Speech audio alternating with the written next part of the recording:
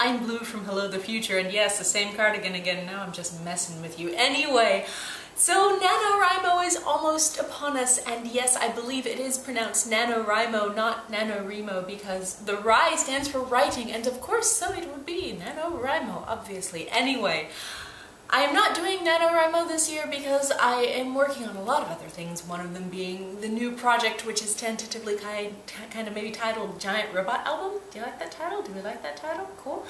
And so I wanted to instead share with you a Ri that I wrote years ago, but is still interesting because, you know, why not?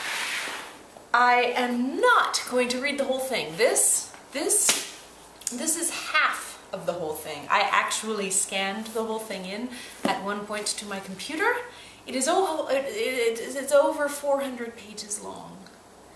So I'm not going to read you the whole thing. I'm going to read you I'm going to read you 4 minutes worth. I don't even know what that will be. I'm just going to start. I'm going to press start on my phone, and when we get to 4 minutes, we will stop wherever we are.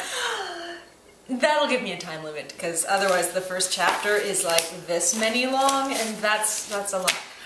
So this is called The Red Book of Cordia. I wrote it when I was in high school. The whole thing took me 2 years. 4 minutes. It'll beep at me when we're ready. Yes, the sound is turned on my phone. Good. Here we go.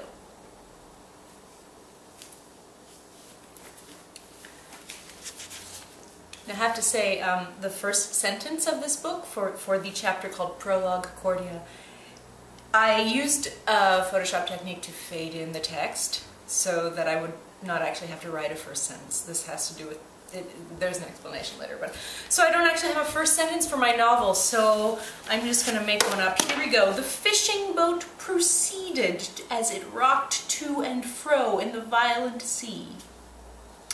The wind blew and battered at the two boys as they made their way towards the prow, clutching tightly to the deck railing. A large sailor stood nearby, in deep conversation with a uniformed soldier. The younger boy looked back at his friend nervously, and the older boy signaled to go ahead. Almost tiptoeing, the boy walked gingerly past the two men. The soldier barely glanced up, but the sailor narrowed his eyebrows. "What are you two doing here?" he sputtered in a thick, angry voice. The two boys dared to look at each other, and then both began running down the length of the deck. The soldier reached out his arm and grabbed the older boy's jacket sleeve, and the boy slipped on the floor and fell to his knees. The younger boy, one foot on the gangplank, looked over his shoulder and saw his friend, the soldier with one heavy boot, pressing into the boy's back. He hesitated for a moment, unsure of what to do, and then he turned around. "Glad of you to stay," said the sailor, grabbing the younger boy's collar and pushing him down on his stomach. The two boys stared eye to eye, their chins hovering a few inches above slippery wood planks. They looked at each other with frightened faces. The older boy's chin was beginning to bruise slightly.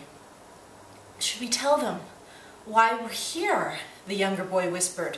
The sailor was speaking to the soldier, whose foot still remained implanted on the older boy's back. "They're stowaways, sir. First I've ever seen of them."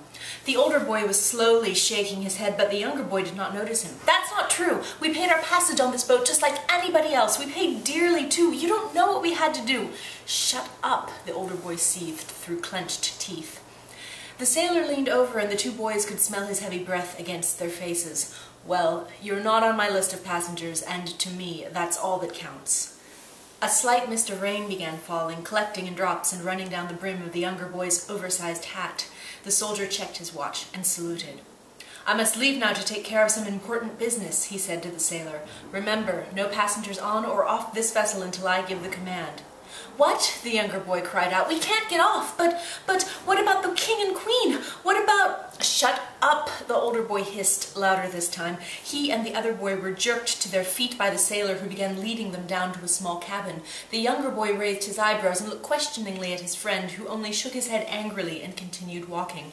The sailor opened the cabin door, shoved the two boys inside, and slammed the door closed. The boys heard the turning of a key in the lock. "Wait! Listen to us!" the younger boy screamed, trying vainly to twist the doorknob. The older boy slumped down on the floor in defeat, and it began to storm. Lightning flickered and crashed through the sky, illuminating for an instant 2 faces standing in the shadows of a long hall. The smaller of the 2 figures held a thrice-pronged candelabra. A gust of wind blew down the hall and quelled the flames. "He has come, hasn't he?" whispered the Queen. "After all this, after all we've done, there is no rest for that man's soul." "Don't give up, Shannon," said the other woman. "You are still alive. You can still fight." The Queen twisted an elaborate ring which she wore on her left hand. "How can I? He will never give up, and Tadian will never give in. I must be brave." "You are brave," said her companion. The Queen shook her head sadly. "I am brave for the people, Corcoran. I am never brave for myself."